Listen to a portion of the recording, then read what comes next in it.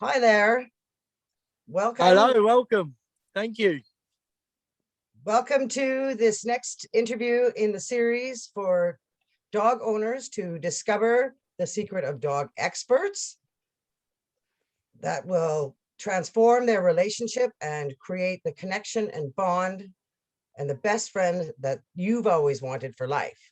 Today, I have Jamie Pound here. He is an amazing dog trainer, behaviorist who has been recognized for his work doing what he loves, working with dogs. Jamie and his wife have 2 dog schools, and he is also the founder of the UK Sniffer Dogs Limited Company, and where they teach dogs, trainers, and dog owners how to train their own pet dogs, scent detection, and tracking. This is just wonderful, Jamie. I appreciate you so much for coming, and I'm love to hear how wonderful things you're going to be able to say and help us out with connecting with dogs. Thank you so much for having me. I'm excited. All right. How about you tell me how you got involved with scent training? The scent training is so wonderful for dogs, and I want people to understand how great this can be for them and their relationship with their dog. And I'd love to hear how this happened for you. So I became a dog trainer sort of accidentally, to be honest, as we all do. It's either our dogs or our life that sort of makes us fall into that path. And I believe it's 11 years now. 11 years ago, I was burnt 45% of my body working as an electrician. So I was set on fire at work by an electrical explosion. And I suffered 45% burns, which I had to go through sort of lots of rehabilitation and surgery and things like that to get more mobile and active again.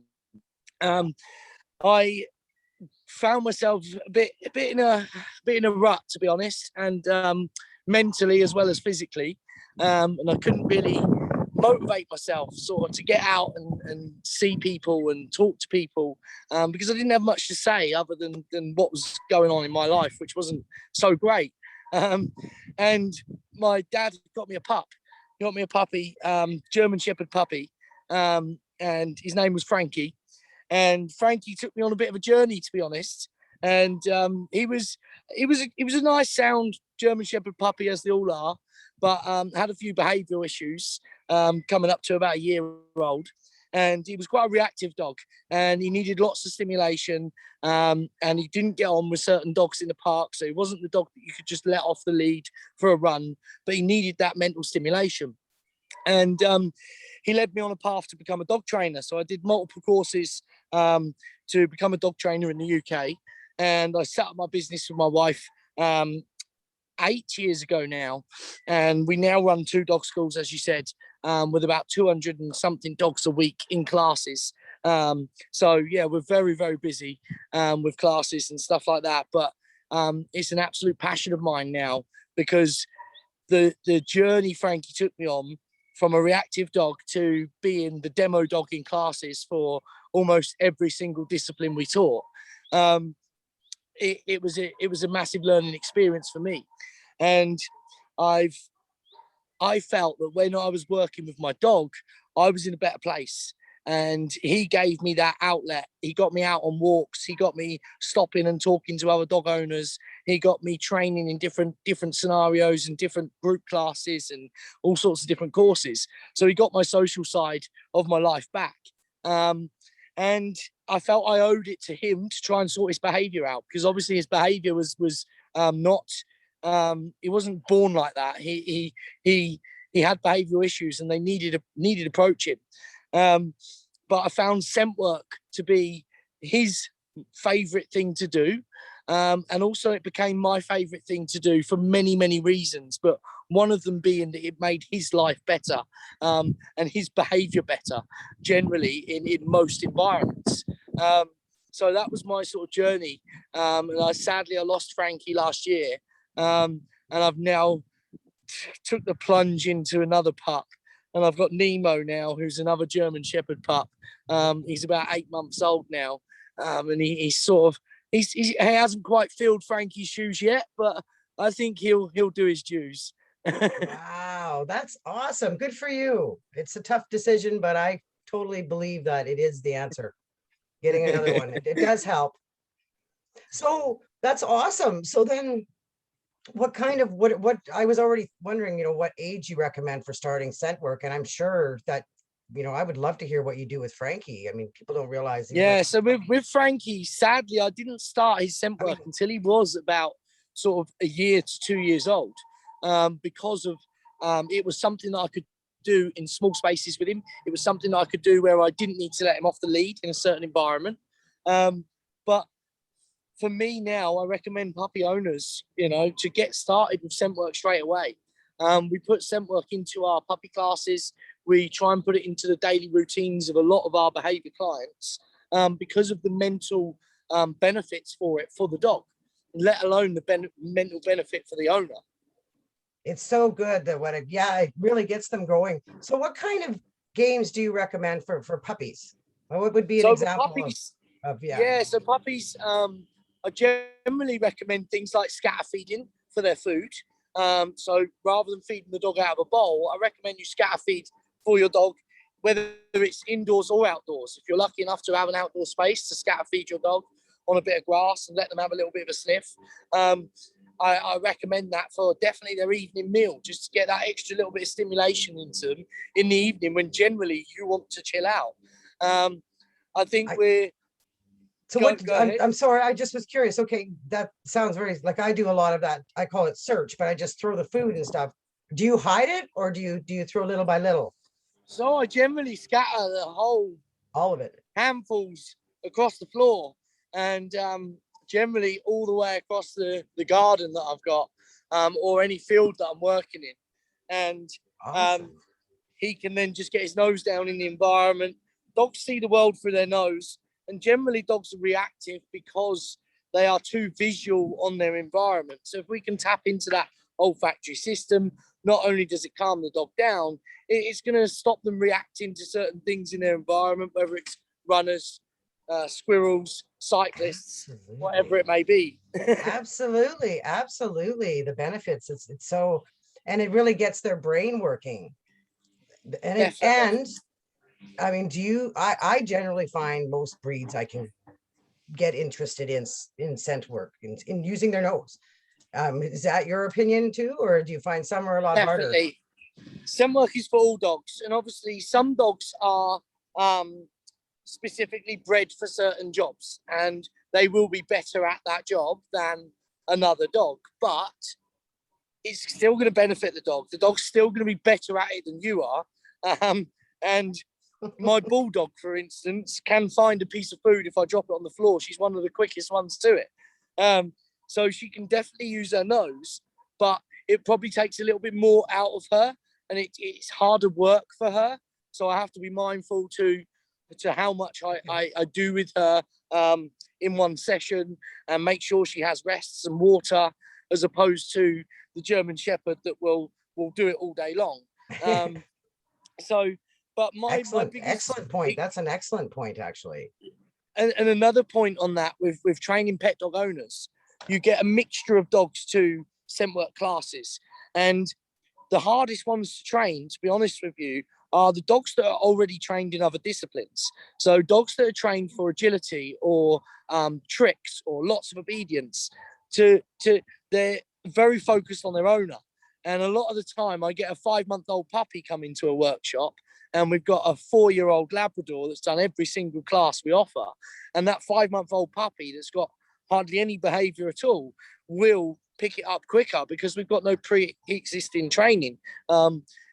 Shaping dogs and trick dogs, if you ask them to sniff something, they might possibly jump on it or climb on it or go under it or paw it or something like that you've trained on other objects.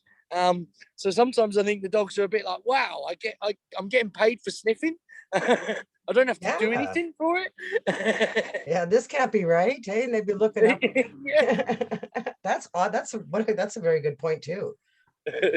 That's well, I guess I must say I'm very glad I did it with all my dogs right away.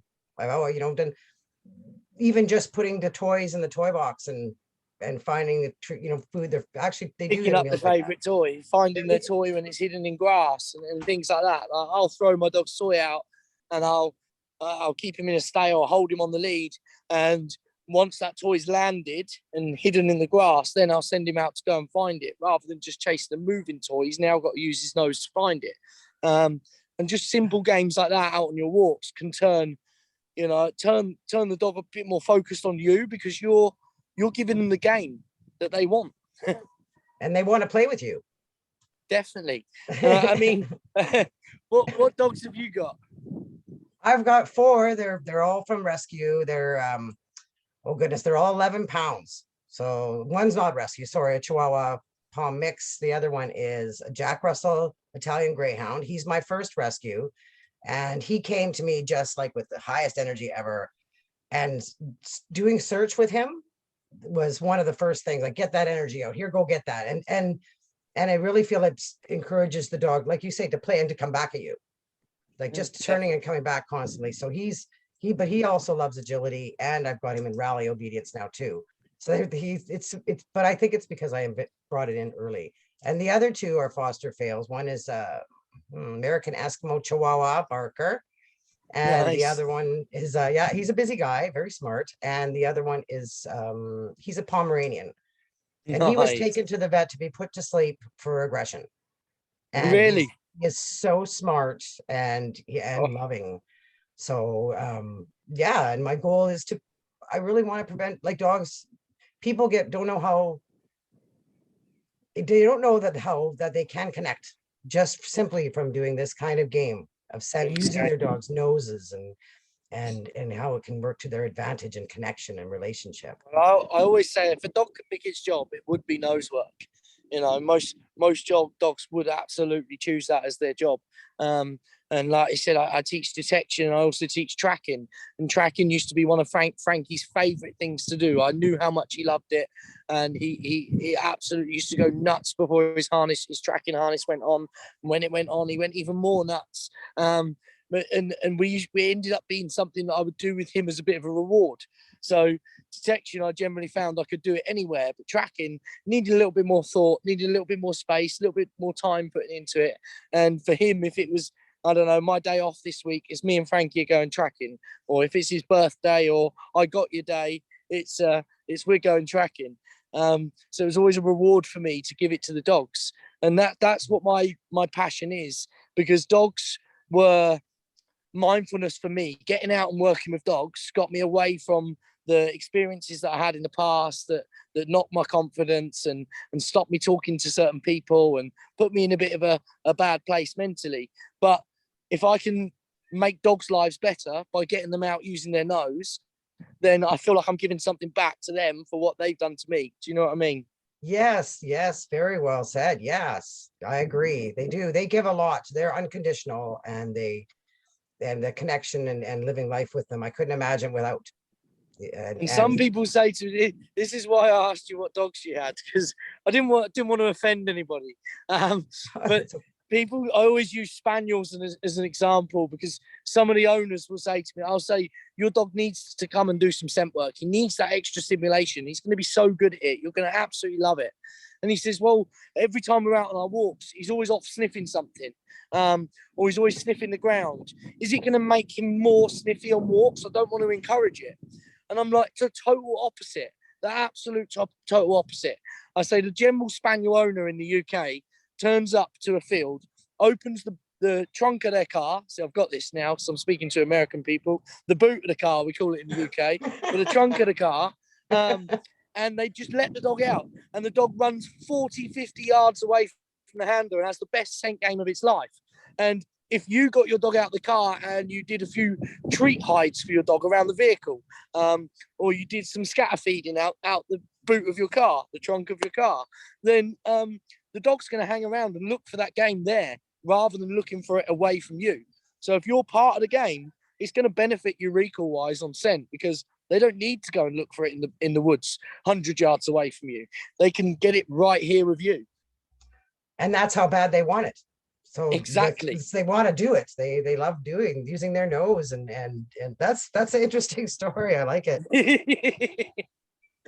I'm gonna listen to that again. You've given a lot of good tips of gold there. It's wonderful. It's wonderful. And you guys have online school, quite Yeah, so quite a few. we run 2 dog schools, which are for general pet dog owners, which run through puppy, improver, and advanced. But we also run fun classes like agility and scent detection and tracking and things like that. And we get a lot of people ask about agility, and they say, "Oh, I want to do agility with my dog because I want to tire it out." And I think, actually, you should be doing scent detection because have you got agility equipment in your back garden? The only time you can practice really is when you've got the kit in front of you. So once a week is not going to tire your dog out. Whereas scent work, you can do anywhere, any place, all day, every day of the week. And that gives you something that you can do to tire that dog out. And you can practice away from the pitch unless you go and spend a lot of money on agility equipment. So I try and convert a lot of people into scent work. And because there's no age limit on it as well, like with the agility guys, we have to say, oh, you have to wait till the dog's a year old. They've got to do the foundation exercises first before they can do the jumping and the climbing. Whereas scent work, we can throw them in now. As young as they are, we can throw them in now. And I think the sooner you start it, the better it's going to be for your dog mentally and behaviorally. Absolutely. Absolutely. Do you do tracking with your pup? I'm sorry, I forgot the name of your puppy already. Yeah, Nemo. So I love I called that him name. Nemo so we can say, find it, Nemo. Yeah. I love Find it. it, Nemo is his real name.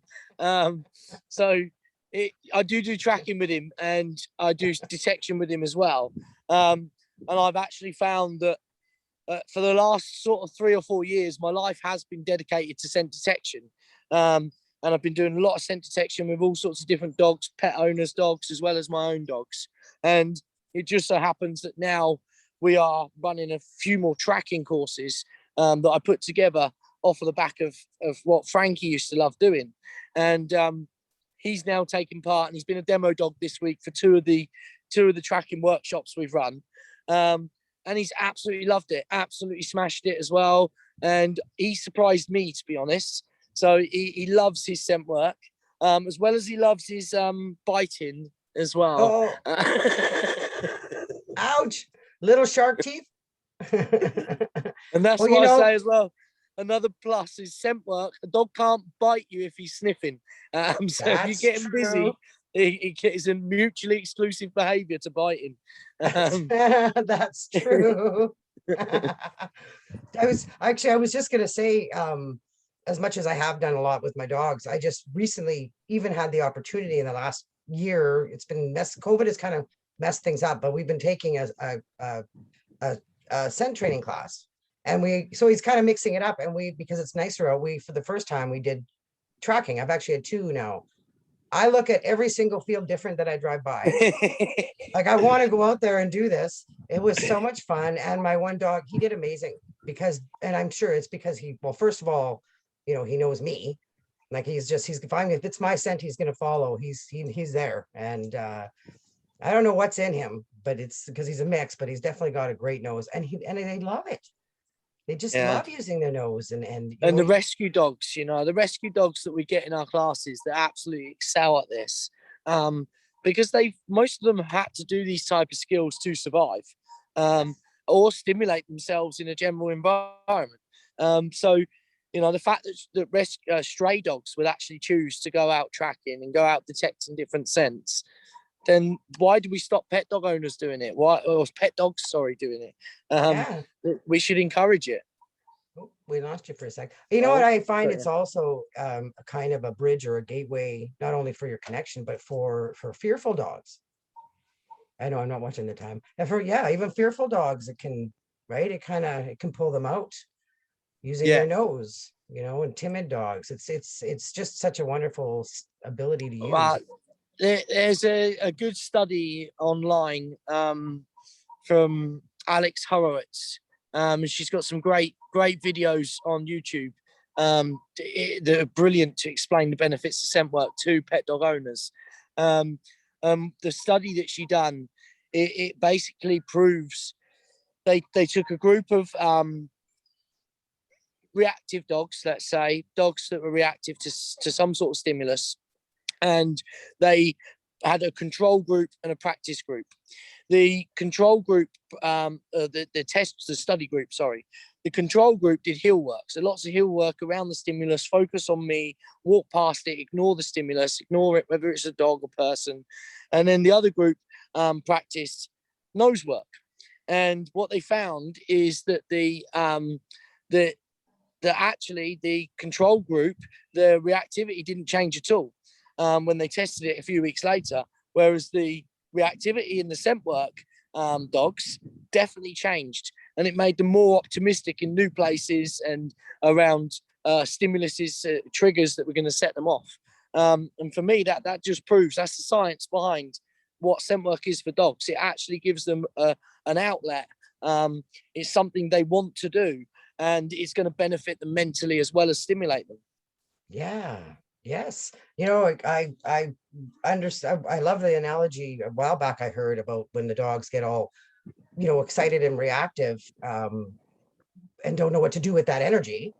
But that's why, when they're, anxious or something, if something is setting them off, that they're like a pipe, a water pipe that's going to burst because it's blocked. And so when you give them that outlet, like you're saying, right, just to give them something to focus on and to put that energy to, it's far more productive than reacting and then dealing with all the other things. It's scent words is actually a wonderful solution to. And it definitely, and what you're talking about there, solution, it's a massive solution to getting the dog owner on its right journey with the dog. If you're having a real tricky time with your dog, or you've got a client that's having a real tricky time with their dog, then actually channeling that into scent work is not only going to benefit the dog, it's going to benefit the handler, because not only are you strengthening that bond, if the dog wins and the dog does well, then the handler starts feeling good about the dog. Whereas if you're doing alien things like lead walking and sit, stay and general tricks, then a handler can get quite frustrated if their dog doesn't get it. But actually, when a handler comes to class and their dog wins on the scent pitch and finds what they're looking for, they go away feeling like this dog is $1 million, rather than this dog's a pain in the backside that wouldn't sit stay for 30 seconds or didn't recall when I called him, or won't walk nicely on the lead. And suddenly this dog is different in the owner's eyes, and that dog feels that. And if that dog feels that back, that connection is definitely getting stronger, because they pick up on your frustration, and your frustration in your training, if you're getting angry with a dog, it's going to damage your bond and your training experiences. Whereas if they win, which they generally do on scent work, you've got a different feeling about your dog. Absolutely. The mindset makes such a difference, and the dogs read you better than they read the scent. I think they read you, they're better than we are at figuring out what we're thinking sometimes. That's an excellent way of saying that. I appreciate that very much. And I'm hoping lots of people are going to hear that, because it's valuable information. It's my passion, and it's something I really believe in. And I think the whole world would be a better place if every dog got to sniff at least 3 or 4 times a day. That's absolutely. Yeah, you're making me count how many times I do stuff. I've lost at least twice today. They've already had, and it's only halfway through the day. So they got a pretty good get night. a lot from owners. Owners will say, well, when we're going for a walk, we've got to go around the block, let's say. Or I say, forget about going a certain distance and go for a particular amount of time, and just go with the dog for that particular time. Because if the dog stops to sniff, it's his walk. It's not your walk. It should be his walk. He should be allowed to sniff a spot as long as it's on a legal path. If he's not pulling you into the road to sniff in the middle of a cars, then that's safe. If he's stopping to sniff a lamppost, absolutely, then you should stop and let him sniff. Yeah, let me sniff. It's my walk, not yours. Absolutely. It's interesting. Yes. Yeah. Dogs do want to sniff when they're and owners will think, well, I need to walk for a certain distance to tire this dog out. And it's his evening walk. I really need to take this out of him so I can sit down and put the telly on. Well, actually, if you stop nagging him and let him take in all that information that he's going to take through his nose and up to his brain, then actually it's going to work him a lot harder than it would if you let him off the lead and he ran around after a tennis ball, or he goes for a march or a run with you. Let him explore, let him gather information. That's going to work that brain. And a lot of it is to do with the dog's respiration rate, of how much air they take in. And when they're sniffing, you must have noticed this with your dogs, that you can hear that nose moving and you can hear that air circulating. And you can see it. You can see it moving with some. Yes, I've got a spaniel that it always goes off to the left. But it's all about that respiration rate. And when our dogs are resting in their beds, their respiration rate is about 15 reps per minute, 1-5. Yeah. You take them for a walk, it generally roughly doubles to about 30 reps per minute. Let them off the lead, they have a run around with their mates, they chase after their ball. It's probably going to double again to about 60 reps per minute. But if your dog starts high frequency sniffing, that moment where you can see those slits in the side of the dog's nose move, it can go up to about 140 to 200 reps per minute. And that's why it's so tiring for the dogs. Wow. But I know, yeah, I know they go, and even just sitting and sniffing the air, they're working the fresh air and the scents, and that's, you know, exactly. It's almost, it's easier. It's easier giving them nose work and letting them use their nose than spending all this time, like you say, trying to figure out other activities, to walk forever and to throw a ball for an hour. You know, like it's it's true. And it's boring. I find it boring. If you're playing with a dog and engaging with a dog and setting puzzles, that's what scent work is. You might have when you were talking about different dogs earlier on, with my bulldog, I might have a 6-piece puzzle, whereas the spaniel might have about 16-piece puzzle, you know, or the Labrador has a 30-piece puzzle to solve with his nose. But you just make those puzzles a little bit smaller for the newer dogs and the younger dogs and the bulldog type dogs as well. They can all still do it, but you just have to set that challenge right for the dog. Yes, yeah, set them up for success and they will love it. They will love it. I love it. This is awesome. I'm hoping we get lots of people, you know, and that connection is so good for people right now. I really want to prevent people from giving dogs to rescues, right? Like my one, you know, or going to get put to sleep for something, where if they, you know, just trying out some scent exercises and fun games with their dog can change the world for dogs and change their connection. That. And that's what we've got. We've got that. We've got on our UK Sniffer Dogs website, we've got 5 free exercises that you can do with your dog in lockdown. So it is named still lockdown, but I think as soon as all these lockdowns finish, it will still be there available. It's just 5 scent exercises you can do with your dog at home, because it's something you can do in small spaces. And when we can't go out to certain public places, or, you know, we're limited for whatever reason, whether the dog's had an injury or the dog's reactive or it's got a bad recall so it can't go off the lead, you can still mentally stimulate that dog with some nose work. And we've got 5 simple exercises you can do with your dog at home, involving the other bits of family, that you can download on our website, which is www.uksnifferdogs.com. And if you go to the dog owners section, you'll see the free online course for you guys to download, which is our gift for you all.